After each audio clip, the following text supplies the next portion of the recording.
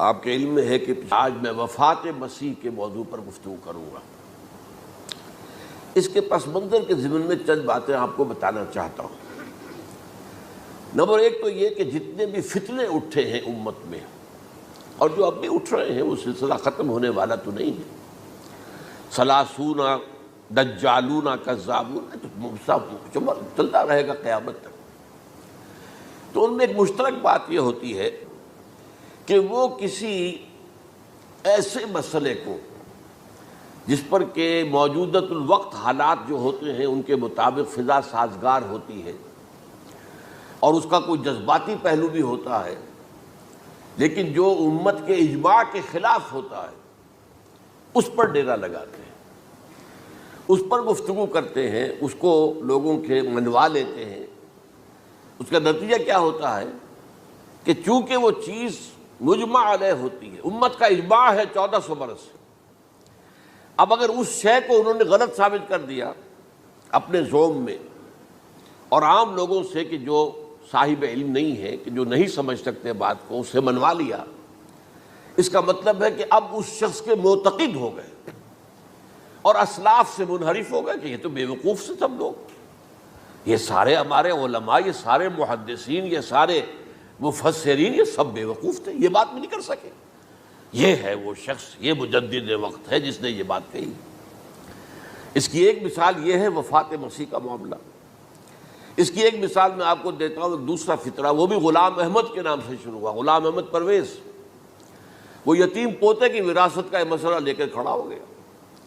جیسے یہ غلام احمد قادیانی وفات مسیح کا کیسے ہو سکتا ہے کہ ہمارے نبی جو ہے وہ تو فوت ہو کر زیر زمین دفن ہو گئے اور یہ عیسیٰ جو ہے یہ آسمان پر اٹھا لیے، کیسے ممکن ہے؟ اب ظاہر بات ہے عام آدمی جو ہے مسلمان جس کی حضور سے محبت ہے، حضور کی دل میں تعظیم ہے، عظمت ہے، عقیدت ہے، وہ اس جال میں پھنس جائے گا۔ پھر وہ اپنے دلائل کے ساتھ اس کو جو ہے وہ، اور چونکہ ماحول بھی جو میں سب عرض کروں گا کہ اس کے موافق ہو جاتا ہے اس وقت۔ غلام احمد پرویز نے کیا کہ یتیم پوتے کا مسئلہ، اب یہ اجماع ہے اگر کسی شخص کا کوئی بیٹا اس کی زندگی میں فوت ہو جائے تو اس کا وراثت میں حصہ نہیں ہوتا، وراثت ہوتی ہے انہی میں جو اس کی موت کے وقت موجود ہو، بیٹے ہوں بیٹیاں ہوں۔ اب اگر جو فوت شدہ بیٹا ہے اس کے کوئی یتیم بچے ہیں تو اب اس میں بڑی ایک جو ہے دلیل، اور دیکھیے جی یتیم بچے بیچارے وہ محروم ہو گئے، یتیم بچوں کا تو زیادہ حق ہونا چاہیے۔ تو یہ تو اب قانون جو ہے اگر یہ اس پر اجماع ہے تو پھر وہی بات کہ یہ سب بے وقوف لوگ تھے اور یہ تو بڑے سخت دل اور سنگ دل لوگ تھے جنہوں نے یہ بات گھڑ رکھی ہے۔ یہ میں نے آپ کو دو مثالیں دے دی۔ اب ظاہر بات ہے کہ جو اسلام کا قانون میراث ہے، قانون وراثت ہے، اس کے کچھ بنیادیں ہیں، اس کے کچھ اصول ہیں، ان اصولوں پر وہ کھڑا ہے اور اس کے مطابق جو فیصلہ ہے وہ ہے۔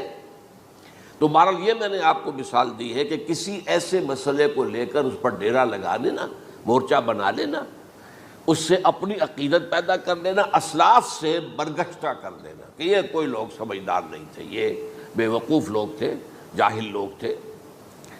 اچھا، اب اسی پس منظر میں سمجھیے کہ 19ویں صدی کے اواخر میں کیا صورتحال ہندوستان میں ہو گئی تھی۔ انگریز آ گیا تھا اور 1857 کے بعد اس کی براہ راست حکومت قائم ہو گئی تھی۔ اس سے پہلے 1757 سے 1857 تک جو بھی حکومت تھی ایک تو پورے ہندوستان پر نہیں تھی، لیکن یہ کہ جو بھی تھی وہ ایسٹ انڈیا کمپنی کی تھی، تاج برطانیہ کی نہیں تھی۔ 1857 کے بعد حکومت قائم ہو گئی۔ اب ظاہر بات ہے کہ جب انگریزوں نے فتح کیا ہمیں تو ہم پر رعب طاری ہوا کہ نہیں۔ پھر جو زندہ قومیں ہوتی ہیں ان میں کچھ اچھے اوصاف ہوتے ہیں، ان کے اندر فرض شناسی ہے، ان میں دیانتداری ہے۔ انگریز ڈپٹی کمشنر تھا، 9 بجے کا وقت ہے تو ٹھیک 9 بجے دفتر میں موجود ہوگا۔ ہمارے لوگ جو آ رہے ہیں لیٹ آرام سے، لیکن یہ ہے کہ ان کی یہ چیزیں جو ہوتی تھی، پھر بات اگر کی ہے تو اس کو پورا کیا ہے، تو اس حوالے سے ان کا رعب ہوتا ہے۔ اسی طور پر اس زمانے میں ایک صورت یہ پیدا ہو گئی کہ نیوٹن کی فزکس آ گئی اور معلوم ہوا کہ یہ تو گویا کہ آسمان کی وحی سے بھی زیادہ معتبر ہے۔ سائنس سے جو بات ثابت ہو جائے بس وہ حق ہے، اور جو ثابت نہ ہو سکے وہ ایسے ہی ہیں، وہ تو گویا کہ اوہام ہیں، ان کی کوئی حیثیت نہیں۔ اب اس ضمن میں کیا ہوا، اس وقت جو ہے سر سید احمد خان ایک شخصیت ابھری انہوں نے جب دیکھا کہ اسلام کی بہت سی چیزیں جو ہیں وہ سائنٹیفک جو انداز فکر ہے اس میں فٹ نہیں بیٹھتی. یہ فرشتے کس بلا کا نام ہے؟ سائنس تو نہیں بتاتی ہمیں. لہذا انہوں نے کہا فرشتہ کوئی نہیں ہے. یہ فورسز آف دی نیچر کو فرشتہ کہہ دیا گیا. یہ جن کیا بلا ہوتے؟ کوئی جن ون نہیں ہے. وہ تو سائنس کی اس میں تو نہیں آتے، دکھائی نہیں دیتے، کوئی جن نہیں. یہ تو جو مشتعل مزاج کے لوگ ہوتے ہیں انسان، ان کو جن کہہ دیا گیا کہ وہ آگ سے پیدا ہوئے. جیسے ہم کہہ دیتے ہیں فلاں شخص غصے میں آگ بگولا ہو گیا، تو آگ تھوڑی ہو جاتا. یہ تو استعارہ ہے. اس طرح یہ جو معجزات ہیں یہ کوئی شے نہیں، ان کی بھی فزیکل توجیحات. یہ حضرت موسیٰ جب پار ہوئے اپنی قوم کو لے کر سمندر کے، تو یہ کوئی معجزہ نہیں تھا. یہ کوئی حضرت موسیٰ کی ضرب کی وجہ سے پھٹا نہیں تھا سمندر، بلکہ وہ تو مد و جزر کا معاملہ تھا. جس وقت سمندر اترا ہوا تھا، جزر میں تھا، تو موسیٰ اپنی قوم کو لے کر گزر گئے. جب فرعون آیا اپنے لشکر کے ساتھ تو سمندر مد پر آ گیا، چڑھ آیا، لہذا وہ ہلاک ہوئے. تو معجزات کا انکار، ان تمام کے اندر ایسی فضا پیدا ہو گئی تھی کہ جو عقلی اور سائنٹیفک، عقلی سے آگے بڑھ کر، ایک تو عقلی ہوتا منطقی، ایک ہے عقلی سائنٹیفک، کہ اس کے حوالے سے جو چیز اسلام کی فٹ نہیں بیٹھی. جیسے کہ آپ کہتے ہیں round peg in a square hole اور square peg in a round hole. اب اسکوئر پیگ ہے، راؤنڈ ہول ہے، تو آپ کو اس کے کونے تراشنے پڑیں گے تب وہ اس ہول میں جائے گا. لہذا انہوں نے وہ کونے تراشے، اسی کے طرز پر پھر چلے ہیں. جو آپ کو معلوم ہے علامہ مشرقی، انہوں نے بھی جب شروع کیا اپنا دھندا، تو ان کے پہلے کتابچے کیا تھے؟ مولوی کا غلط مذہب نمبر 1، مولوی کا غلط مذہب نمبر 2، مولوی کا غلط مذہب نمبر 3. چھوٹے چھوٹے کتابچے شائع کر رہے ہیں. مولویوں سے، علماء سے برگشتہ کر دیا. اب معلوم ہوا کہ یہ شخص ہے مجدد وقت، یہ مولویوں کے پاس تو کچھ نہیں ہے. اسی کا معاملہ پھر وہ انکار حدیث کی شکل میں آیا، جن میں کہ ایک بڑی شخصیت جو ہے وہ غلام احمد کی، غلام احمد پرویز. کیونکہ اللہ تعالیٰ نے اسے صلاحیت دی تھی، اچھا انشاء پرداز تھا، لکھنا اچھا آتا تھا، بولتا بھی اچھا تھا. تو ظاہر بات ہے فتنہ وہی شخص پیدا کر سکتا ہے جو باصلاحیت ہو. جس میں کوئی صلاحیت نہیں، وہ کیا فتنہ پیدا کرے گا؟ وہ نہ دنیا میں کوئی ترقی کرے گا، نہ دین میں کرے گا، نہ فتنہ انگیزی کر سکے گا. وہ تو جیسا بھی ہے معاملہ، عام معمول جو ہے لوگوں کا، جیسی بھیڑ چال چل رہی ویسے چل جائے گا. تو اس فضا میں اصل میں غلام احمد پرویز نے جو ڈیرا لگایا وہ وفات مسیح پر تھا. یہ سب غلط ہے. یہ کہ مسیح زندہ آسمان پر اٹھا لیے گئے، کیسے ممکن ہے؟ ممکن ہے یہ کوئی الہونی بات ہے؟ سائنس اس کو مان سکتی ہے؟ وہ تو اصل میں ٹھیک ہے. ان کا کہنا کیا ہے کہ مسیح کو سولی تو چڑھایا گیا تھا، لیکن وہ اس پر مرا نہیں، فوت نہیں ہوا، موت واقع نہیں ہوئی. پھر جب اس کو اتار لیا گیا تو وہ زخمی تھا، مجروح تھا، لیکن تھا زندہ. پھر اس کو غار میں رکھ دیا گیا. پھر اس کے جو معتقدین تھے انہوں نے اس کی مرہم پٹی کی، اس کا علاج کیا. پھر وہ ٹھیک ٹھاک ہو کر پھر وہ وہاں سے چلا گیا، وہاں چھوڑ گیا اپنے اس شہر کو، یروشلم کو، اور اس ملک کو، فلسطین کو. اور پھر وہ آ گیا کشمیر میں، اور کشمیر میں وہ فوت ہوا. اس کی قبر موجود ہے. کسی قبر کی، کوئی پرانی بوسیدہ قبر کا نام دے دیا، فلاں قبر جو ہے وہ عیسیٰ ابن مریم کی. یہ ہے سارا معاملہ. اب ظاہر بات ہے کہ چونکہ ایک انسان کا زندہ آسمان پر اٹھایا جانا، وہ جو سائنسی ذہن ہے وہ اس کو نہیں مانے گا. چاہے قرآن مجید کے اندر تو خرق عادت اور بھی بہت سے ہیں. آخر اصحاب کہف 300 برس تک سوتے نہیں رہے. یہ کوئی سائنس کے حساب کتاب سے صحیح ہے؟ یا یہ ہے کہ حضرت عزیر علیہ السلام 100 برس تک مردہ رہے پھر زندہ کر دیے گئے؟ ان کا گدھا بھی زندہ کر دیا گیا، جیسا کہ سورہ بقرہ میں آیا. لیکن ان کا کھانا جو ہے وہ صحیح رہا، اس کو مسا نہیں، اس میں کوئی بدبو نہیں آئی. تو واقعات ہوتے ہیں ایسے. اللہ تعالیٰ جو چاہے کرے. خرق عادت ٹھیک ہے، فطری قانون جو بھی ہے، جو لاز آف دی نیچر اللہ نے بنائے ہیں اور اس کے مطابق ہی دنیا چل رہی ہے. لیکن اللہ تعالیٰ کے ہاتھ ٹوٹ نہیں گئے، بند نہیں ہو گئے، اختیار ختم نہیں ہو گیا. میں کیا کروں؟ میں تو قانون بنا بیٹھا، اب تو میں کچھ نہیں کر سکتا. میں تو قانون بنا چکا ہوں کہ آگ جلاتی ہے. اب اگر ابراہیم کو آگ میں ڈال دیا تو میں تو نہیں بچا سکتا، اس لیے کہ قانون ہے، وہ میرا بنایا ہوا قانون. لیکن ہم یہ سمجھتے ہیں ہمارا ایمان ہے اللہ تعالیٰ جو ہے وہ قادر مطلق ہے، وہ جب چاہے اپنے ہی بنائے ہوئے کسی قانون کو توڑے. اسی کو کہتے ہیں خرق عادت. خرق کے معنی ہوتا ہے پھاڑ دینا، توڑ دینا. جیسے کہ وہ سورہ کہف میں لفظ آتا ہے کہ وہ حضرت موسیٰ کو جن کے پاس بھیجا گیا تھا بزرگ کے پاس، انہوں نے اس کشتی کا جس میں وہ سوار تھے اس کا ایک تختہ پھاڑ دیا، توڑ دیا، خرقہ. تو خرق عادت، عادت سے مراد کہ عام عادی قانون، laws, physical laws, chemical laws جو بھی دنیا میں چل رہا ہے، بایولوجیکل لاز، ان کو جب چاہے اللہ توڑے اور اپنی خصوصی مشیت کا اس کے اندر اظہار کر دے. اب اس سلسلے میں جو میں نے آیات آپ کو سنائی ہیں اور اسی طرح کی کچھ اور آیات بھی ہیں، ان میں قادیانی نے اور قادیانیوں نے اصل ڈیرا لگایا ہے لفظ وفات پر. اصل میں یہ لفظ کیا ہے جو لوگ عربی زبان سے واقف نہیں، ان کو بڑی آسانی، وفات وفات وفات یہ تو آ گیا. توفیتو، توفیتا، متوفی کا، اے موسیٰ میں تمہیں وفات دے دوں گا.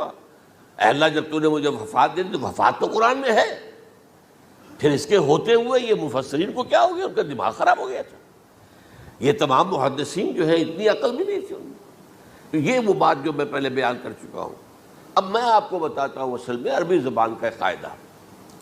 عربی زبان کے اندر ایک سے حرفی روٹ ہوتا ہے، اس سے الفاظ بنتے چلے جاتے. مختلف کھانوں میں پانی ہے، پانی کو آپ نے گلاس میں ڈال دیا، کوئی اور شیپ ہو گئی. کپ میں ڈالا کوئی اور شیپ ہو گئی، اور تشت میں ڈالا کوئی اور شیپ ہو گئی. شیپ تو بدل جائے گی، ہے تو وہی کا وہی پانی. تو اسی طریقے سے مثلاً میں مثال دے رہا ہوں آپ کو. علم یعلم، علم، کسی شے کو جان لیا. علم یعلم اعلاماً، کسی کو کچھ بتا دیا.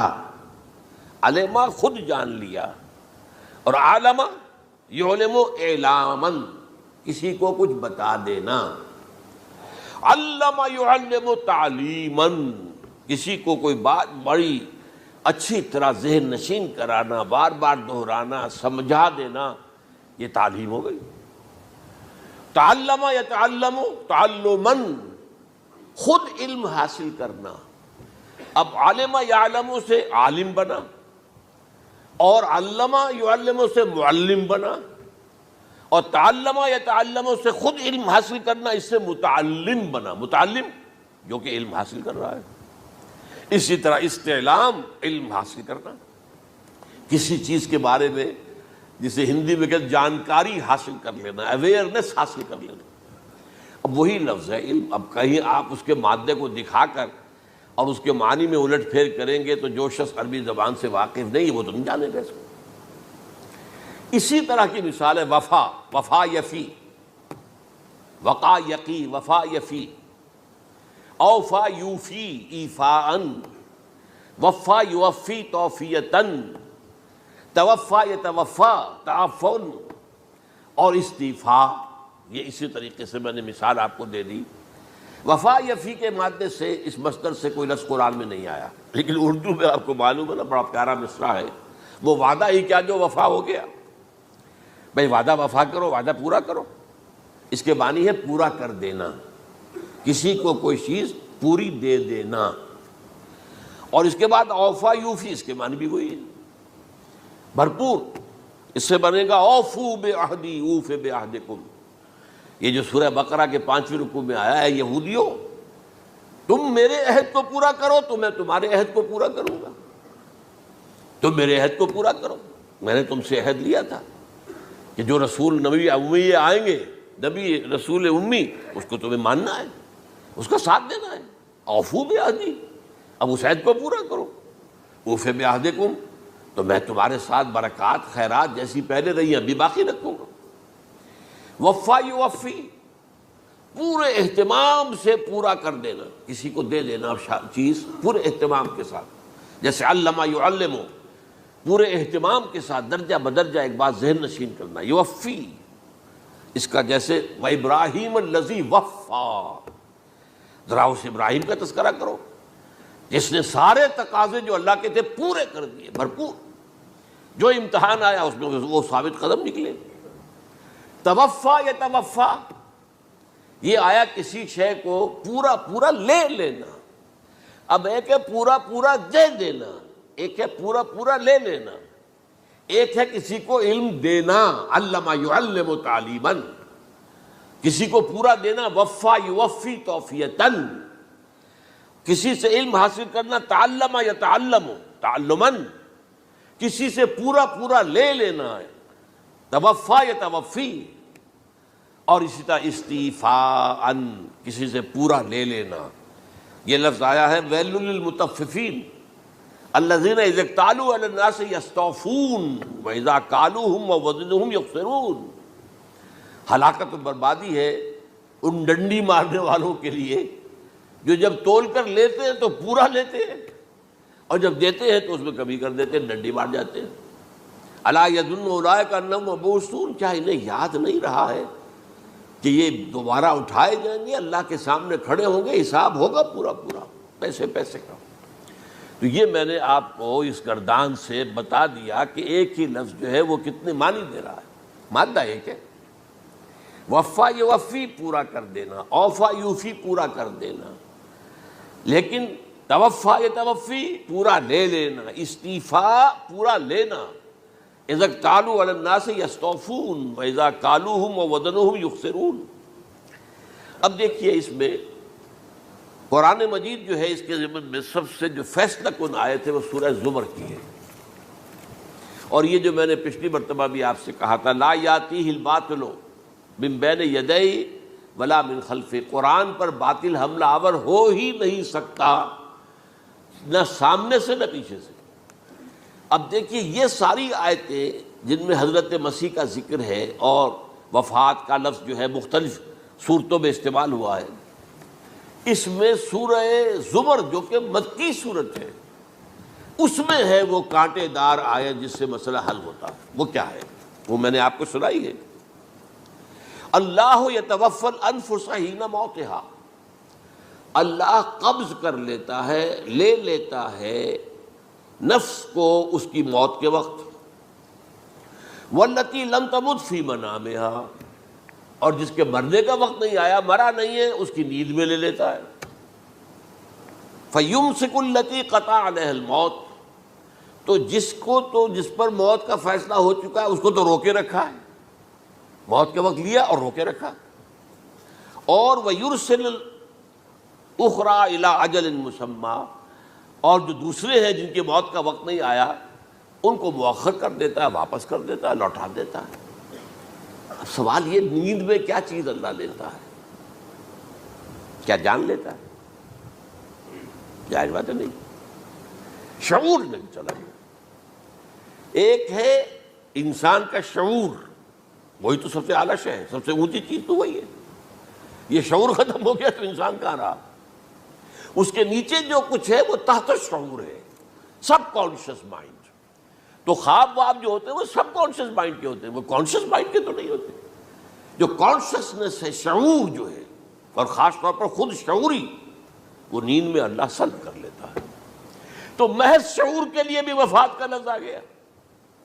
ابھی تو جان یہی ہے، جو سویا ہوا ہے وہ مرا تو نہیں ہے، زندہ ہے۔ البتہ جب جس کو ہم موت کہتے ہیں وقت آیا تو شعور بھی لے لیا، جان بھی لے لی، دو چیزیں لے لی۔ حضرت عیسیٰ پر پورا اطلاق ہوا، مجسم عیسیٰ کو لے لیا، شعور بھی لے لیا، جان بھی لے لی اور بدن بھی لے لیا۔ تو گویا کہ لفظ توفا کا کامل اطلاق تو صرف عیسیٰ پر ہو رہا ہے۔ ہم جب مرتے ہیں تو ہمارا جسم تو یہی رہتا ہے، وہ تو گیا قبر میں، پورا قبض نہیں کیا اس نے، پوری شے کو اپنے قبضے میں نہیں لیا، جسم تو یہی ہے۔ لیکن یہ کہ موت کے اندر ظاہر بات ہے کہ جان گئی، اور جان ہی اصل چیز ہے۔ جب جان نکل گئی تو یہ کیا ہے؟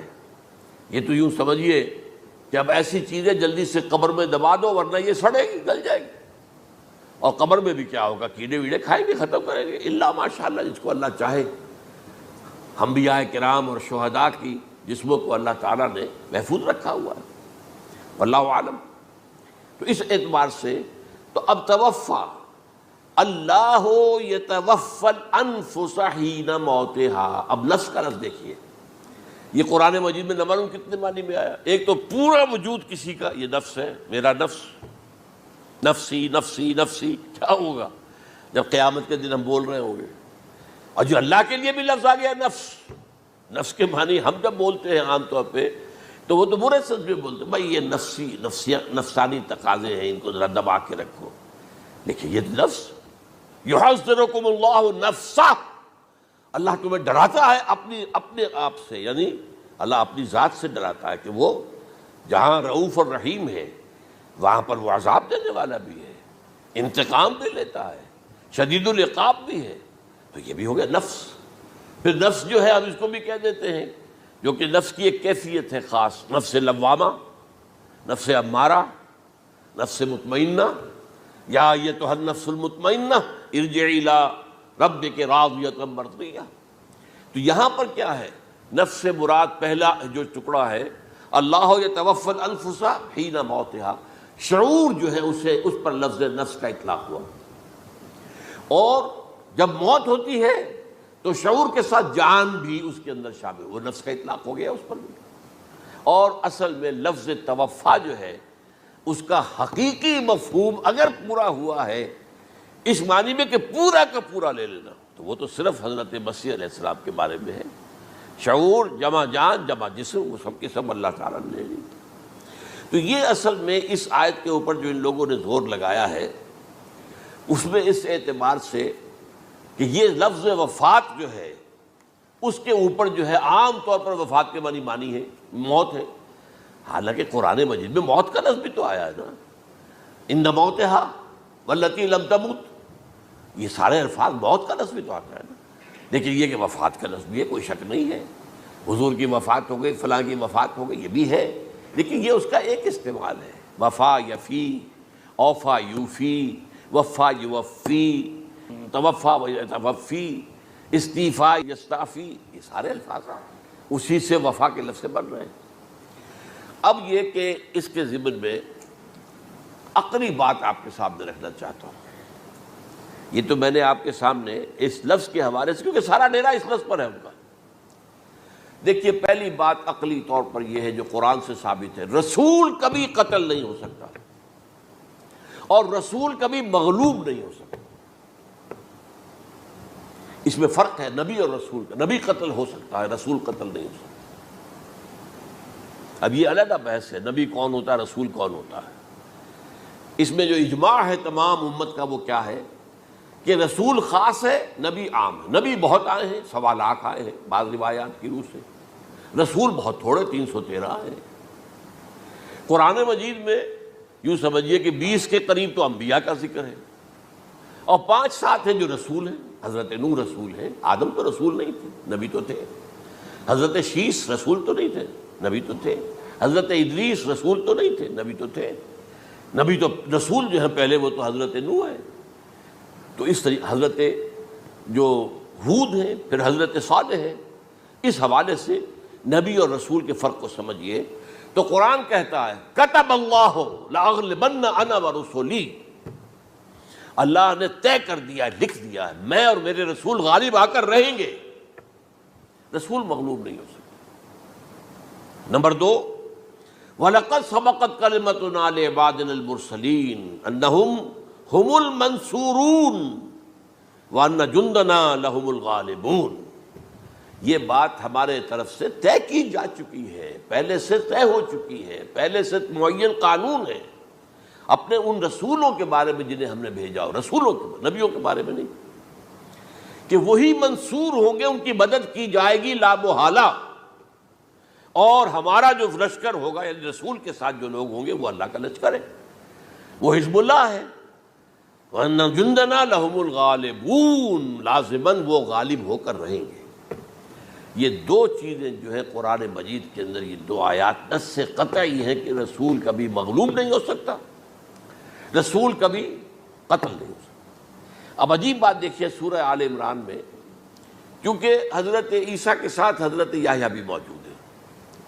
حضرت یحییٰ حضرت مریم کے خالہ زاد بھائی تھے، حضرت زکریا کے بیٹے تھے۔ سورہ آل عمران اور سورہ مریم دونوں میں آپ دیکھتے ہیں کہ پہلے یحییٰ کا ذکر ہوتا ہے پھر عیسیٰ کا ذکر ہوتا ہے۔ یہ ہم معاشر بھی تھے، لیکن یہ کہ سینئر تھے حضرت یحییٰ۔ لیکن حضرت یحییٰ کی مدح قرآن کرتے کرتے آخری بات کیا کہتا ہے، نبیم من الصالحین، لفظ رسول نہیں آیا ان کے لیے۔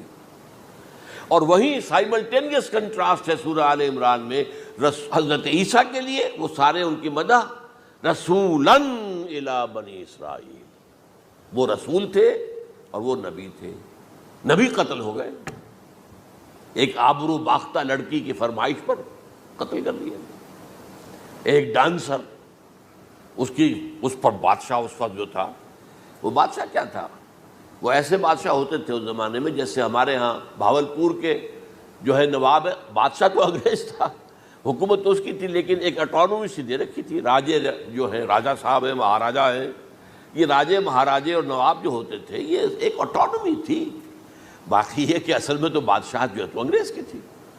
تو اسی طرح کی ایک اٹانومی جو ہے حکومت وہاں اس وقت تھی اصل میں رومیوں کی، اس کا گورنر وہاں موجود تھا پائلیٹس پونٹس، لیکن یہ کہ انہوں نے یہودیوں کو ایک مذہبی اٹانومی دے رکھی تھی، چنانچہ ہیڈرن ان کا ادارہ تھا، دارالقضاء، جہاں چوٹی کے ان کے فقہاء اور لیڈر جو تھے، ربائی، وہ بیٹھتے تھے اور فیصلے کرتے تھے، کسی مذہبی معاملے میں جو فیصلہ وہ کر دیتے تھے یہ ان میں معاہدہ تھا، وہ فیصلہ جو ہے وہ پھر ایگزیکیوٹ کیا جائے گا، وہ فیصلہ آخری ہوگا ان کا، وہ خود تو سزا نہیں دے سکتے، سزا تو گورنر دے گا، لیکن یہ کہ اگر ہیڈرن جو ہے ان کا جو وہ ہے ادارہ ٹاپ کا، وہ اگر سزا دے دے، سلا دے، تو گورنر کو وہ سزا دینی پڑے گی، یہ ان کا طے تھا معاملہ۔ تو اس نے حضرت مسیح علیہ السلام کو مرتد قرار دیا، جو ہیڈرن ان کا سب سے اونچا ادارہ تھا، اس اعتبار سے ان کو جو ہے، لیکن جیسا کہ میں بتا رہا تھا کہ حضرت عیسیٰ رسول تھے، وہ قتل نہیں ہو سکتے تھے،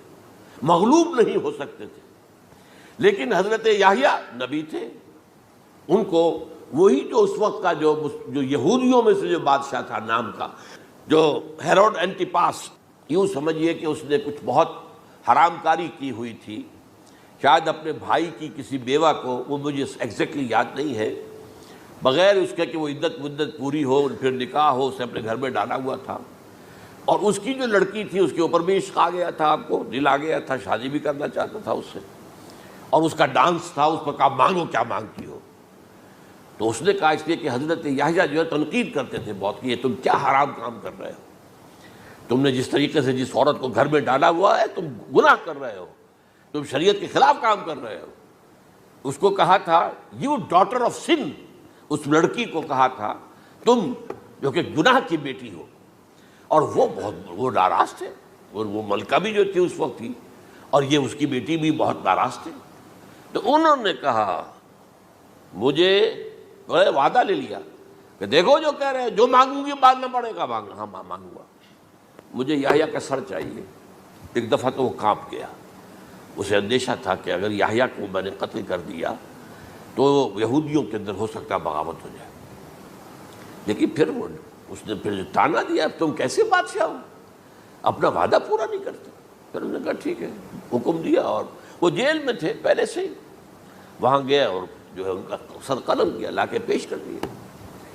تو نبی جو ہے جن کی بڑی مدح ہوئی ہے سورہ مریم کے اندر جب آپ پڑھیں گے تو ان کی شان جو ہے، لیکن نبی تھے، صرف رسول نہیں تھے، اور حضرت عیسیٰ رسول تھے، رسول قتل نہیں ہو سکتا، نبی قتل ہو سکتا، تو یہ قاعدہ جو ہے وہ بھی قرآن نے اس سائملٹینیس کنٹراسٹ کے حوالے سے سورہ آل عمران میں حضرت یحییٰ اور حضرت عیسیٰ کا تقابل کر کے بتا دیا۔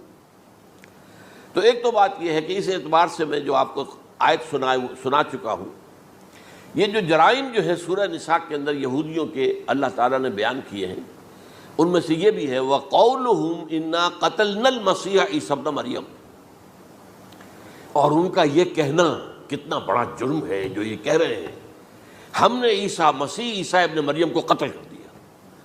لیکن یہاں ایک عجیب کیفیت ہے، رسول اللہ کے رسول کو، عام طور پر اس کی کنسٹرکشن کو لوگ سمجھے نہیں ہیں، وہ سمجھتے ہیں انہوں نے خود ہی کہا رسول اللہ، انہوں تو رسول اللہ کہتے تو قتل کیسے کرتے، یہ اللہ نے کہا، اچھا ان کا کہنا یہ ہے کہ اللہ کے رسول کو قتل کر دیا۔ وَقَوْلُهُمْ إِنَّا قَتَلْنَا الْمَسِيحَ عِيسَى ابْنَ مَرْيَمَ رسول اللہ، ان کا یہ کہنا کہ ہم نے عیسیٰ ابن مریم کو، مسیح کو قتل کر دیا، وہ اللہ کے رسول کو۔ وَمَا قَتَلُوهُ وَمَا صَلَبُوهُ، انہوں نے نہ اسے قتل کیا، نہ سولی پہ چڑھایا، ولیکن شبہ لہم، بس مشابہت پیدا کر دی گئی ان کے لیے، شبہ میں ڈال دیا گیا ان کو۔ وَإِنَّ الَّذِينَ اخْتَلَفُوا فِيهِ لَفِي شَكٍّ مِّنْهُ، اور جو لوگ اختلاف کر رہے ہیں ان کے بارے میں وہ بس شکوک میں مبتلا ہیں، مَا لَهُم بِهِ مِنْ عِلْمٍ، ان کے پاس کوئی علم نہیں ہے، إِلَّا اتِّبَاعَ الظَّنِّ، صرف گمان کی پیروی کر رہے ہیں۔ وَمَا قَتَلُوهُ يَقِينًا، اور ہرگز قتل نہیں کیا۔ یہ کلیئر سورہ نساء کی آیت نمبر 157 ہے۔ اب یہاں ایک سوال پیدا ہوتا ہے، پھر کون قتل ہوا؟ واقعہ تو ہوا ہے، سولی کا واقعہ ایک ہسٹوریکل واقعہ ہے، پھر کون صلیب پہ چڑھا؟ حضرت عیسیٰ تو صلیب پر نہیں چڑھ سکتے، اس لیے کہ صلیب کی موت کو سمجھا جاتا تھا بہت ذلت کی موت ہے، بہت حقارت کی موت ہے، بہت ملعون موت ہے۔ تو جب عیسیٰ مغلوب نہیں ہو سکتے تو صلیب پہ کیسے چڑھا دیے جائیں گے؟ قتل ہونا تو بعد میں ہوگا نا، پہلے تو آپ صلیب پر لٹکائیں گے اس کو نا، تب وہ جب مرے گا تو کہیں گے قتل بھی ہو گیا، ہم نے قتل کر دیا۔ صلیب کیا ہوتی تھی یہ معلوم ہے آپ کو؟ ایک لمبی لکڑی، ایک جو ہے ٹرانسفرس آ جائے گی اس کے اوپر، اور اس میں سے یہ ہے کہ اس کے دونوں، ایک شخص کے جو ہے دونوں ہاتھ وہ نیل کر دیے جاتے تھے، یہ جو اوپر جو ہے کراس کا جو نشان ہے وہ کیلیں ٹھوک کر لگا دیے گئے، اور پاؤں دونوں جو ہے وہ پیروں کے اندر کیلیں ٹھوک کر وہ اس لمبی لکڑی کے ساتھ جو نیچے سے آ رہی ہے اس میں لگا دیے۔ اب وہ بلیڈنگ ہو رہی ہے، اس کا جو حال ہے پتلا ہو رہا ہے، اس کا رفتہ رفتہ سسک کر مرتا ہے نا، اسی لیے اسے کہتے ہیں بڑی ملعون موت ہے۔ ایک ہے آپ نے پھانسی دی کسی کو، ایک جھولا جھولتا ہے اور گیا، ختم ہو گیا۔ آج کل تو کیا ہوتا ہے، کرسی پہ بٹھایا، ذرا کرنٹ چھوڑا اور گئے صاحب، وہ ٹیکا لگایا پتہ ہی نہیں چلا اور پیٹ ٹیکے کے ساتھ آدمی مر گیا، تو یہ بھی ہوتا ہے۔ لیکن یہ کہ بدترین موت جو ہے صلیب کی موت ہے۔ تو یہ واقعہ تو ہوا ہے صلیب کا، لیکن یہ کہ کون مرا؟ اب دیکھیے عیسائیوں کا کہنا کیا ہے، عیسیٰ صلیب پر چڑھے، وہاں فوت ہو گئے، مر گئے، پھر انہیں نکالا گیا، ایک قبر میں رکھ دیا گیا، لیکن قبر وہ جو تھی اس طرح نہیں تھی زمین میں کھودی ہوئی، بلکہ ایک پہاڑ کے اندر ایک چھوٹا سا کھو تھا، غار سی وہاں رکھ دیا گیا، لیکن وہاں سے وہ زندہ ہو گئے۔ اگلے دن جب لوگ آئے تو دیکھا وہ قبر تو خالی ہے، عیسیٰ کہاں گئے؟ وہ زندہ ہو کر آسمان پر اٹھا دیے گئے، اور آسمان پر جانے سے پہلے وہ اپنے حواریین سے ملے بھی تھے، کہا میں زندہ ہوں۔ یہ ہے ان کا عقیدہ، اور اس کے بعد یہ بھی عقیدہ ہے کہ دوبارہ آئیں گے، قیامت کے قریب آئیں گے، یہ بھی عقیدہ ہے۔ ہمارا عقیدہ کیا ہے؟ نہ سولی پر چڑھے نہ قتل ہوئے، بلکہ اللہ نے انہیں اٹھا لیا، بل رفعہ اللہ الیہ، اللہ تعالیٰ نے انہیں اٹھا لیا۔ جیسے کہ آتا قرآن میں، یا عیسیٰ انی متوفیک ورافعک الی، اے عیسیٰ میں تمہیں قبض کر لوں گا، قبضے میں اپنے لے لوں گا اور اپنی طرف اٹھا لوں گا، رافعک الی، یہ قرآن مجید کا قول ہے۔ البتہ یہ ہمارا بھی عقیدہ ہے کہ وہ دوبارہ آئیں گے، وَإِنَّهُ لَعِلْمٌ لِلسَّاعَةِ، وہ قیامت کی ایک عظیم ترین نشانی ہوں گے کہ جب وہ آئیں گے، اور اس کے بعد جو ہے یا جو اینٹی کرائسٹ ہوگا، کہ جو کہ جھوٹا عیسیٰ ہوگا، جھوٹا دعویٰ کرے گا، جسے کہ مسیح الدجال کہا گیا، اس کے ساتھ مقابلہ ہوگا، اسے قتل کریں گے، اور تمام یہودی اس کے بعد قتل ہو جائیں گے، جو بھی اس وقت تک کفر پر قائم رہیں گے۔ اگر ان میں سے کوئی اس وقت حضرت عیسیٰ پر ایمان لے آئے تو وہ شاید بن جائے۔ بہرحال یہ ہے یہود، ان کا جو ہے قادیانیوں کا وہ عقیدہ کیا ہے، سولی پر تو چڑھا، گویا کہ ذلت والی بات تو ہو گئی، مغلوب تو ہو گیا، قرآن کی نفی اس پہلے کیوں، وما صلبوہ وما قتلوہ، تو گویا کہ سولی پر چڑھ گیا تو وہ بدترین جو ہے تکلیف، مصیبت، مشقت وہ ساری تو آ گئی، مغلوبیت تو آ گئی، لیکن یہ کہ اس کے بعد کہتے ہیں مرا نہیں، وہ ابھی وہ سسک ہی رہا تھا کہ اتار دیا گیا۔ اس کے بعد اس کے جو شاگرد تھے، حواری تھے، انہوں نے مرہم پٹیاں کی، پھر وہ ٹھیک ہو کر چلا گیا کہیں اور، ہجرت کر گیا اپنی قوم سے جو ان کے خیال میں کشمیر ہے، اور یہاں آ کر وہ تبھی موت مر گیا، بات اللہ اللہ ختم ہوا معاملہ۔ ہم کیا کہیں، ہم تو صرف یہ کہتے رہے ہیں، 1300 برس تک ہم نے یہ کہا ہے کہ ہمارا ایمان ہے قرآن پر کہ ان پر نہ صلیب دیے گئے نہ قتل ہوئے، انہیں اٹھا لیا گیا۔ کب اٹھایا یہ ہمیں معلوم نہیں تھا، کس مرحلے پر اٹھایا یہ ہمیں معلوم نہیں تھا، پھر سولی پر کون چڑھا یہ ہمیں معلوم نہیں تھا، لہذا کسی تفسیر میں آپ کو نہیں ملے گا، کہیں نہیں، نہ قرآن میں ہے، نہ حدیث میں ہے، نہ کسی تفسیر میں۔ یہ تو پچھلی صدی کے دوران جو پوپ کی لائبریری ویٹیکان میں، اس سے ایک نسخہ برآمد ہوا، انجیل برنباس۔ اب یہ بھی آپ کو معلوم ہونا چاہیے کہ انجیلیں 104 تھیں، جن میں سے 4 جو ہے سلیکٹ کی گئی ہیں۔ 100 انجیلیں اور ہیں جنہیں وہ اپوکریفل کہتے ہیں، غیر مستند انجیلیں، اپوکریفل۔ اور یہ ہے کینونیکل، قانونی، یہ ہے کہ جو مستند ہیں 4۔ لیکن جو 100 اور ہیں ان میں سے ایک یہ بھی ہے برنباس۔ اور برنباس کے بارے میں عیسائی مانتے ہیں کہ وہ بھی حضرت عیسیٰ علیہ السلام کے حواریین میں سے ایک تھے۔ وہ انجیل نکل آئی، اب وہ چھپ بھی گئی ہے۔ کراچی میں ایک ادارہ ہے، خاص طور پر باوانی جو سیٹھ ہیں ان کا بنایا ہوا ادارہ ہے، تو وہی چھاپتے بھی ہیں۔ ایک زمانے میں تو کافی تقسیم بھی کر رہے تھے، اب مجھے معلوم نہیں۔ اس نے سارا قصہ بیان کیا۔ قصہ کیا ہے؟ بہت دلچسپ قصہ ہے، پوری تفصیل سے۔ ایک شخص جو کہ حضرت مسیح کے حواریین میں شامل ہو گیا، وہ تھا جیوڈاس اسکیریوٹ۔ یہ شخص اصل میں تھا ایک زیر زمین تنظیم وہاں چل رہی تھی، زیلوٹس، انڈر گراؤنڈ موومنٹ، تاکہ ہم رومنوں کی حکومت یہاں سے ختم کریں اور اپنی پوری حکومت اور آزادی حاصل کریں۔ ان میں سے یہ بھی تھا، ان کا سرغنہ تھا برابس، برابا ڈاکو اسے کہا جاتا ہے، برابس۔ ظاہر بات ہے کہ قانون شکن تھا تو ڈاکو ہی تھا۔ اچھا، ان میں سے یہ شخص جو ہے، اس نے جیوڈاس نے حضرت عیسیٰ کے معجزے دیکھے بہت، اور اتنا یقین ہو گیا اسے کہ یہ شخص جو ہے عیسیٰ، یہ ایک مرتبہ اگر رومیوں پر لعنت بھیج دے، کرس کر دے، تو رومی ختم ہو جائے۔ لیکن ان سے کئی دفعہ جو ہے پھیر ڈال کر، ہیر پھیر کے ساتھ کوشش کی گئی کہ رومیوں کے خلاف وہ کوئی جو ہے وہ لعنت برآمد کر دے، وہ نہیں کرتے تھے۔ یہ ایک علیحدہ بات ہے، کیوں نہیں کرتے تھے، یہ اس وقت میرا موضوع نہیں ہے۔ منہاج عیسوی کیا تھا، منہاج موسوی کیا تھا، منہاج محمدی کیا تھا، ان میں فرق ہے۔ لِكُلٍّ جَعَلْنَا مِنْكُمْ شِرْعَةً وَمِنْهَاجًا، سورہ مائدہ میں آیا ہے۔ تمام رسولوں کے لیے ہم نے ایک ایک منہاج، ایک ایک شریعت علیحدہ علیحدہ دی ہے۔ بہرحال منہاج عیسوی کچھ اور تھا، تو یہ نہیں کہتے تھے۔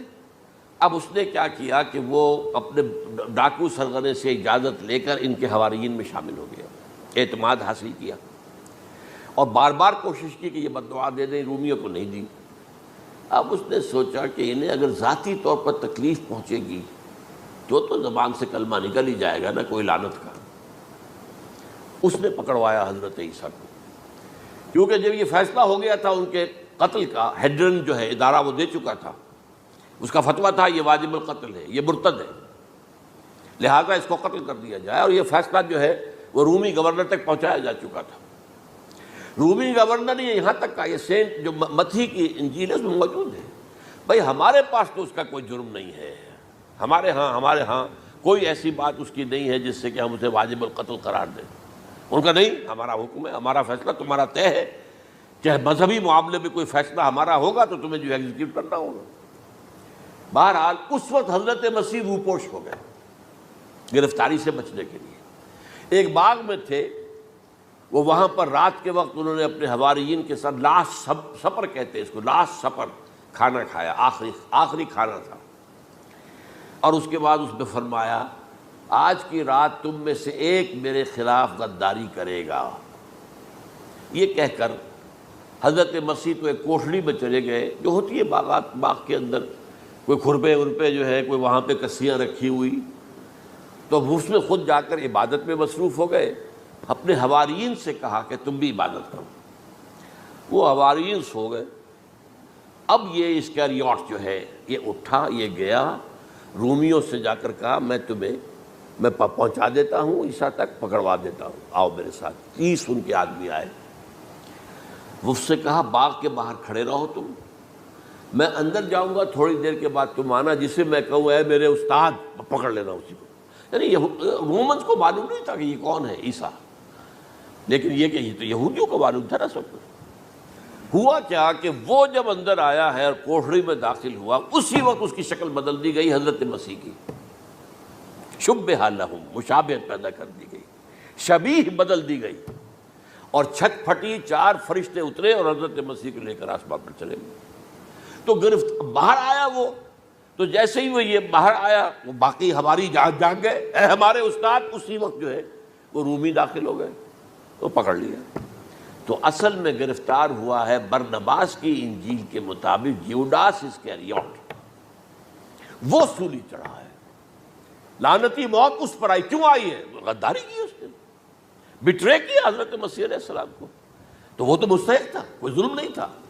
اگر عیسیٰ کی جگہ کسی اور کو دے دیا جاتا ایسے کسی کو پکڑ کر تو وہ تو ظلم ہو جاتا نا، اس کا تو کوئی جرم نہیں تھا، تو یہ تو واقعی مجرم تھا۔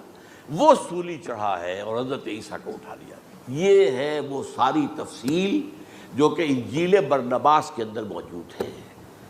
دی gospel of our Lord according to Saint Barnabas, یہ اس کا نام ہے۔ ایونجیلیم برنابے، یہ جو ہے یونانی زبان میں اس کا نام ہے یا لیٹن میں۔ بہرحال یہ ہے معاملہ۔ تو پہلی بات تو یہ ہے کہ عقلی طور پر رسول نہ مغلوب ہو سکتا ہے نہ قتل ہو سکتا ہے، ہمارا عقیدہ ہے، وہاں ماں صلبوہ و ماں قتلوہ۔ لیکن یہ کہ اگر یہودی، اگر جو قادیانی مانتے ہیں سولی چڑھ گئے تو صلیب تو ہو گئی، قرآن کی نفی تو ہو گئی، ہاں مرا نہیں، یہ دوسری بات ہے۔ دوسری بات یہ ہے کہ رسولوں کے باب میں اللہ کا قانون کیا ہے؟ اگر کسی قوم کی طرف رسول کو بھیجا اور اس قوم نے بحیثیت مجموعی انکار کر دیا، رد کر دیا، ریجیکٹ کر دیا، پوری قوم ہلاک، اور رسول اور اس کے جو چند ساتھی ایمان لے آتے تھے وہ وہاں سے ہجرت کر کے چلے جاتے تھے۔ لیکن ہجرت کر کے جاتے تھے تو اس کے بعد کسی اور مقام پر کریں گے اہل نظر تازہ بستیاں آباد، پھر وہاں پر ایک قوم انہوں نے جو ہے اپنا مرکز بنایا، ایک نئی امت کھڑی ہو گئی۔ اس کی سب سے بڑی مثال کیا ہے؟ قوم عاد ختم ہوئی حضرت ہود علیہ السلام کو ریجیکٹ کرنے کے باعث، ہلاک کر دی گئی۔ حضرت ہود علیہ السلام اپنے ساتھیوں کو لے کر، یہ قوم عاد تھی عرب کا جزیرہ نما عرب کے جنوبی علاقے کے اندر، جو اب صحرا ہے، بہت بدترین صحرا ہے، الربع الخالی جسے کہتے ہیں، خالی ہے، وہاں کوئی زندگی کے آثار ہے ہی نہیں، نہ کوئی پتیاں ہیں، نہ کوئی گھاس ہے، نہ کوئی انسان ہے، نہ کوئی حیوان، کچھ نہیں۔ الربع الخالی، بدترین صحرا ہے۔ وہ صحرا ایسا ہے کہ اس کے اندر کوئی چیز ٹکتی نہیں ہے، جو چیز اوپر ہوگی وہ دھستی چلی جائے گی، اندر چلی جائے گی۔ ورنہ عام صحرا کے اندر ریت کے اوپر اونٹ بھی چلتا ہے، انسان بھی چلتے ہیں، لیکن اس میں نہیں۔ تو یہاں پر قوم عاد جو ہے آباد تھی، اور اب جو ہے وہ سیٹلائٹ سے دیکھ لیا گیا ہے کہ قوم عاد کا جو بڑا بادشاہ تھا شداد، اس نے جو جنت بنائی تھی وہ موجود ہے، زیر زمین اسی صحرا کے نیچے دفن شدہ موجود ہے، جس کو کہا گیا ہے الم تر کیف فعل ربک بعاد ارم ذات العماد التی لم یخلق مثلها فی البلاد۔ ایسے ایسے ستونوں والا جیسے کبھی پہلے دنیا میں بنے ہی نہیں تھے۔ وہ قوم عاد تھی، بڑی زبردست قوم تھی، قوم جبارین، لیکن یہ کہ اس کے بعد ہلاک ہو گئی۔ اب حضرت ہود اپنے مسلمان ساتھیوں کو لے کر نکل گئے، جزیرہ نما عرب کے مغربی کونے میں جا کر، شمال مغربی کونے میں آباد ہو گئے۔ وہاں ایک نئی قوم پیدا ہوئی، سمود۔ اب یہ اسلامی بستی بن گئی، لیکن اس کے اندر بھی پھر بعد میں زوال آیا، پھر وہاں نبی بھی آئے، لیکن اس کے بعد یہ کہ آخری رسول بھیجے گئے حضرت صالح، اور وہ بھی ہلاک ہوئے کیونکہ حضرت صالح کو انہوں نے رد کر دی۔ تو یہ میں نے مثال دی ہے آپ کو کہ رسول جو ہے وہ وہاں سے اگر ہجرت کرتا ہے تو ہجرت کر کے وہ یہ نہیں جان بچا کے جا کے گمنامی میں کہیں مر گیا، وہ تو جا کر اپنے ساتھیوں کو لے کر جائے گا، اور جا کر جو ہے وہاں پر جو ہے ایک نئی جگہ پر آباد ہوگا، ایک نئی تہذیب ابھرے گی۔ تو یہ تو نہیں ہوا، یہ گمنام ہو کر آ کر کشمیر میں مر گیا تو اس کی کیا حیثیت ہوئی؟ حضرت عیسیٰ علیہ السلام یا تو اگر ہجرت کرتے، یا جب انہیں معلوم ہو گیا تھا کہ میرے قتل کا فتویٰ ہو گیا ہے، تو آپ وہاں سے ہجرت کر سکتے تھے، لیکن اپنے ساتھیوں کو تو لے کر جاتے نا، اپنے حواریین کو لے کر جاتے، اور کہتے ہیں 12 حواریین کے علاوہ اور بھی کوئی 70 کے قریب لوگ تھے جو ان پر ایمان لائے تھے، ان کو لے کر جاتے، کسی جگہ جا کر آباد ہوتے، وہاں ایک نئی جو ہے بستی بنتی، وہاں مسلمانوں کی ایک آبادی ہوتی۔ تو ان میں سے تو کوئی شے بھی نہیں ہوئی، بات ہی ختم ہو گئی۔ لہذا عقلی طور پر بھی یہ بات ثابت نہیں ہو سکتی، خلاف عقل ہے، قرآن کے اصولوں کے خلاف ہے کہ وہ سولی چڑھے ہوں لیکن مرے نہ ہوں، پھر اتر گئے تو مرہم پٹی کر دی۔ اچھا، کیا رومنوں کو اور یہودیوں کو پتہ نہیں چلا کہ مریم پٹی ہو رہی ہے اس کی اور عیسیٰ مرا نہیں ہے؟ اگر ان کے پتہ چل جاتا تو کیا وہ چھوڑ دیتے؟ اب مرہم پٹی کے بغیر تو 12 جو شخص سولی پر لٹکا رہا ہے وہ تو تقریباً مردہ ہی ہوتا ہے نا، وہ کہ چلیے ہو سکتا ہے کہ کوئی ایسا امکان ہو کہ اس کی نبض ابھی چل رہی ہو اور وہ اتار لیا جائے اور مرہم پٹی کر لی جائے تو بچ جائے، لیکن یہ کہ پھر اس کے بعد وہ اگر وہاں سے ہجرت کرتے تو وہاں سے وہ اپنے حواریین کو لے کر جاتے اور کسی نئی جگہ پر جا کر آباد ہوتے۔ ان دونوں اعتبارات سے یہ بات ناقابل قبول ہے، ناقابل یقین ہے۔ تو چونکہ سائنس کے اس خاکے کے اندر وہ بات فٹ نہیں بیٹھتی، لہٰذا ان لوگوں نے اس کو قبول کیا۔ اب یہ کہ یہ جو واحد استثناء ہوا ہے یہ کسی اور کے ساتھ نہیں ہوا۔ ویسے حضرت مسیح کی پوری شخصیت مستثنیٰ ہے، بن باپ کے تو کوئی اور رسول پیدا ہوا ہی نہیں، نہ نبی پیدا ہوا۔ پھر وہ معجزے جو حضرت مسیح کو ملے کسی نبی کو نہیں ملے۔ حضرت صالح کو ایک ہی معجزہ ملا تھا نا ایسا کہ لوگوں نے کہا کہ تم یہ اس چٹان میں سے ابھی ایک گابن اونٹنی برآمد کر کے دکھا دو، وہ دکھا دی گئی، پھر ہلاک کر دیے گئے۔ لیکن جو اور معجزے حضرت مسیح کو دکھائے ہیں وہ بچپن میں بولے ہیں، گود میں تھے یا پگھوڑے میں تھے، بولے ہیں انی عبد اللہ آتانی الکتاب وجعلنی نبیا۔ یہ بات نہ ہوتی تو حضرت مریم کے کیا حشر کرتی قوم کہ تمہاری بغیر شادی کے یہ کہاں سے لے آئی ہو تم، یہ تو ولد الزنا ہے۔ پھر تو یہ سارا معاملہ جو ہے حضرت عیسیٰ بولے ہیں وہاں پہ، خود وہ بچہ بولا ہے۔ اب اس کے بعد بولنے کی لوگوں کے اندر کیا گنجائش تھی؟ زندہ کو مردہ کر دینا، ثم بإذن اللہ، مردہ زندہ ہو گیا۔ اور تخلیق حیات، ایک پرندہ بنانا گارے کا، پھونک مارنا اور اڑتا ہوا پرندہ بن جائے، ایک کوڑی کے جسم پر ہاتھ پھیرنا اور کوڑ ختم، ایک مادرزاد اندھے کی آنکھوں پر ہاتھ پھیرنا اور بینائی آ گئی۔ یہ سارے معجزات مستثنیٰ شخصیت ہے۔ ان کا یہ استثناء کیوں کیا گیا؟ یہ بڑی تلخ بات ہے، یہ یاد کر لیجیے، کیونکہ یا تو قوم اسی وقت ہلاک کر دی جاتی جیسا کہ ہوا قوم نوح، قوم ہود، قوم عاد، قوم ثمود، قوم شعیب، یہ ہوا کہ نہیں ہوا؟ اور صدوم اور عمورہ کی بستیاں جہاں حضرت لوط بھیجے گئے، اور آل فرعون جو ہلاک کیے گئے، یا تو پوری قوم ہلاک کی جاتی؟ نہیں، یہ یوں سمجھیے کہ اس پورے معاملے کو درمیان میں سے ایک وقفہ دے دیا گیا، حضرت عیسیٰ کو اٹھا لیا گیا اور حضرت عیسیٰ دوبارہ آئیں گے۔ یہ کیوں کیا گیا؟ اب اس میں بڑی تلخ بات آپ سے کہہ رہا ہوں، یہ آپ کے لیے قبول کرنا آسان نہیں، حلق سے نیچے اٹھنے کی مشکل سے۔ اس قوم کو زندہ رکھا گیا ہے جو ملعون اور مغضوب علیہم قوم ہے۔ سب سورہ فاتحہ میں مفسرین لکھتے ہیں ضالین، یہ نصارہ ہیں، اور مغضوب علیہم یہ یہودی ہیں۔ اور قرآن کہتا ہے لعن الذین کفروا من اہل الکتاب علی لسان داؤد وعیسی ابن مریم، لعنت کی گئی۔ ایک ملعون اور مغضوب قوم کے ہاتھوں آخری امت محمد اور اس کا بھی بہترین حصہ، اس پر عذاب ان کے ہاتھوں آئے گا۔ عربوں پر عذاب یہودیوں کے ہاتھوں، اس لیے ان کو بچایا گیا۔ یہ میں نے کئی دفعہ واقعہ سنایا، مولانا اصلاحی صاحب بتایا کرتے تھے، کیونکہ وہ راجپوت تھے، یو پی کے راجپوت، مشرقی حصے کے، کہ ہمارے ہاں کوئی نوجوان اگر کوئی بڑی گری ہوئی حرکت کرتا تھا تو اس کے سر پر چمار کے ذریعے، چمار کے ہاتھوں جوتا لگوایا جاتا تھا۔ اگر راجپوت کے سر پر راجپوت کا جوتا گرا تو چلو تکلیف تو ہوئی، لیکن یہ کہ راجپوت ہی کا جوتا گرا ہے نا، پڑا ہے، لیکن راجپوت کے سر پر چمار کا جوتا، جس کو آپ انگریزی میں کہتے ہیں to add insult to injury, وہ تکلیف بھی ہے جوتا کھانے کی اور انسلٹ ہے کہ ایک چمار مار رہا ہے۔ یہ امت سب سے خیر امت ہے، کنتم خیر امت اخرجت للناس۔ اس کے لیے عذاب بھی بدترین آئے گا، اور کن پر آئے گا؟ اس امت کا جو اصل نیوکلیس ہے عرب، جس کے بارے میں حضور کی حدیث موجود ہے ویل للعرب، عرب کے لیے بہت بڑی ہلاکت ہے۔ اور آج ہماری نظر میں آ رہا ہے وہ ملعون اور مغضوب علیہم قوم، ان کے سینے کے اندر خنجر کی طرح بھونکی گئی ہے، اور 30 کروڑ کے قریب عرب بے حمیتی، بے غیرتی، بزدلی، کمزوری، ذلت، مسکنت کی مثال بنے ہوئے۔ کوئی بول سکتا ہے اس اسرائیل کے خلاف؟ کوئی بول سکتا ہے؟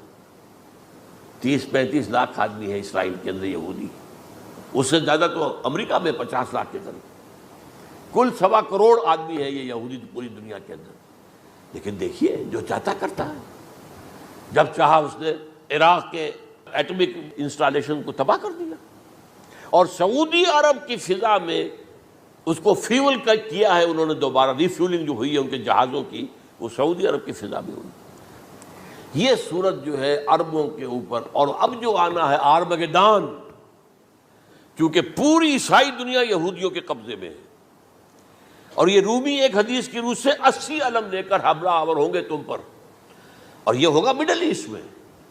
کیا آپ کو معلوم ہے پوری دنیا میں کہا جا رہا ہے تھرڈ ورلڈ وار جو ہونے والی ہے وہ مڈل ایسٹ میں ہوگی؟ اور میں ٹوائنبی کا قول آپ کو سنا چکا ہوں، 1950 کا قول ہے اس کا۔ یہ اس وقت تک تو سوال ہی پیدا نہیں ہوتا تھا، سارا تصادم جو ہو رہا تھا وہ ایک طرف روسی اور اس کے ساتھی تھے، روس اور اس کے ساتھی، دوسری طرف یہ مغربی یورپ اور امریکہ تھا۔ کوئی مسلمانوں اور عیسائیوں کی کسی جنگ کا تو کوئی امکان نظر ہی نہیں آتا تھا۔ لیکن ٹائنبی نے کہا ہے، جو سب سے بڑا فلاسفر آف ہسٹری ہے 20ویں صدی کا، کہ اب جو جنگ ہوگی بڑی، جو اس نیکسٹ سینچری کی، 21 سینچری کی، وہ در حقیقت کمیونزم کے درمیان اور کیپٹلزم کے درمیان نہیں ہوگی، بلکہ عیسائیوں اور مسلمانوں کے درمیان ہوگی۔ یہ میں اس کا حوالہ بھی پورا آپ کو دے چکا ہوں، اس نے یہ کہاں یہ بات کہی۔ تو یہ ہے، یہ بات جان لیجئے، اور مڈل ایسٹ میں ہوگی، گریٹر اسرائیل بنے گا۔ حدیث میں خبریں، یہ سارے مسلمان ممالک تمہارے ہاتھ سے نکل جائیں گے مسلمانوں، یہ عراق اور اردن اور یہ اور وہ، یہاں تک کہ ترکی، سعودی عرب کا بھی شمالی حصہ نکل جائے گا۔ البتہ مدینے کا جو ان کا پروگرام ہے اس کو اللہ نہیں پورا ہونے دے گا، مدینے میں داخلے کی ان کو اجازت نہیں ملے گی۔ بہرحال یہ سارا کچھ ہونے والا ہے۔ وہ وقت بھی آنے والا ہے کہ حضور کی ایک حدیث کے مطابق ایک شخص کے 1000 بیٹے ہوں گے تو 999 ختم ہو جائیں گے، ایک بچے گا۔ یہ وقت بھی آنے والا ہے کہ حضور فرماتے ہیں اتنی بڑی جنگ ہوگی، اتنی خوریزی ہوگی کہ پوری زمین اٹ جائے گی لاشوں سے۔ تو پرندہ جو ہے، کوئی ایک تو پرندے ہوتے ہیں کہ جو مردار خور ہے، گدھ ہے، وہ تو بڑی خوشی سے اتریں گے، تناول فرمائیں گے لاشوں کو۔ اسی طریقے سے کوے ہیں، چیلے ہیں، لیکن جو نفاست پسند پرندے ہیں وہ لاش کے اوپر اترنا نہیں چاہتے۔ تو ایک پرندہ اڑتا چلا جائے گا، اسے کہیں زمین پر اترنے کی جگہ نہیں ملے گی، لاشیں ہی لاشیں ہوں گی، یہاں تک کہ وہ تھک ہار کر اس کے جو ہے پر جواب دے جائیں گے، گرے گا تو لاش پر گرے گا۔ یہ وقت آنے والا، اور یہ یہودیوں کے ہاتھوں، یا یہودیوں کے جو سپورٹرز ہیں اس وقت، جو ان کے ہاتھ میں آلہ کار ہیں، ان کے ہاتھوں آنا ہے۔ میرے نزدیک اس کام کے لیے اس ملعون قوم کو، کہ جو حضرت عیسیٰ کے زمانے سے ملعون ہو چکی، اس کو باقی رکھا گیا ہے، اسے یہ موقع دیا گیا ہے۔ اس نے اسرائیل بنا لیا ہے، تقریباً 2000 سال کے بعد وہ دوبارہ آ کر آباد ہوئے اس سرزمین میں جہاں سے نکال دیے گئے تھے 70 عیسوی کے اندر۔ یہ سارا کچھ کیوں ہو رہا ہے؟ تو در حقیقت میرے نزدیک واللہ عالم حکمت خداوندی اس میں یہ ہے، انہیں روک کر رکھا گیا ہے اور حضرت عیسیٰ کو اٹھا لیا، پھر وہی عیسیٰ آئیں گے اور انہی کے ہاتھ میں یہ ہلاک ہوگی۔ سوائے اس کے، چونکہ جو ایک میں نے آپ کو کئی دفعہ حوالہ دیا ہے، فلاڈلفیا ٹرمپٹ ایک رسالہ نکلتا ہے پروٹیسٹنٹ عیسائیوں کا، انہوں نے یہ لکھا ہے، اس نے لکھا ہے ایک پرچے کے اندر کہ جب حضرت مسیح آئے گی، اینٹی کرائسٹ ہوگا، وہ لکھا اس نے کہ وہ یہودی ہوگا، حالانکہ وہ پرو یہودی ہے۔ وہ جتنے بھی یہ جو کرسچن زائنسٹ ہیں، یہ تو یہودیوں سے بڑھ کر زائنسٹ ہیں، ان کے بڑے سپورٹرز ہیں۔ تو لیکن اس نے لکھا ہے اینٹی کرائسٹ ول بی اے جیو۔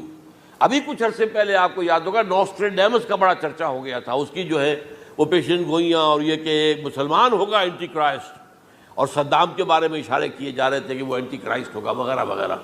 لیکن انہوں نے لکھا ہے کہ وہ اینٹی کرائسٹ یہودی ہوگا، اور اس نے لکھا 80% یہودی قتل ہو جائے گا۔ یہ میں نے ایک تعویل کی ہے اپنے ذہن میں کہ 20% شاید وہ ہوں جو حضرت عیسیٰ کی جو سیکنڈ کمنگ ہے، آمد ثانی کے موقع پر ان پر ایمان لے آئیں اور وہ بچ جائیں۔ لیکن جو بھی حضرت عیسیٰ کا انکاری ہوگا وہ ختم کر دیا جائے گا، جیسے قوم نوح ختم ہوئی، قوم ہود ختم ہوئی، قوم عاد ختم ہوئی، قوم صالح ختم ہوئی، اسی طریقے سے۔ تو یہ قانون خداوندی پورا ہونا ہے۔ بس ایسے ہی ہے جیسے کسی کو پھانسی کا حکم تو ہو گیا ہو لیکن ابھی ایگزیکیوشن نہ ہوئی ہو، ہوتا ہے 2 سال 3 سال گزر جاتے ہیں کہ پھانسی کا حکم ہے لیکن یہ کہ اب وہ پھانسی نہیں ہو رہی ہے، وہ اپیلوں در اپیلیں معاملہ چل رہا ہے۔ یہ ہے میرے نزدیک واللہ عالم، اللہ تعالیٰ نے یہ کوڑا ان مسلمانوں کے لیے رکھا ہوا ہے کہ جن کے رتبے ہیں سوا، ان کی سوا مشکل ہے۔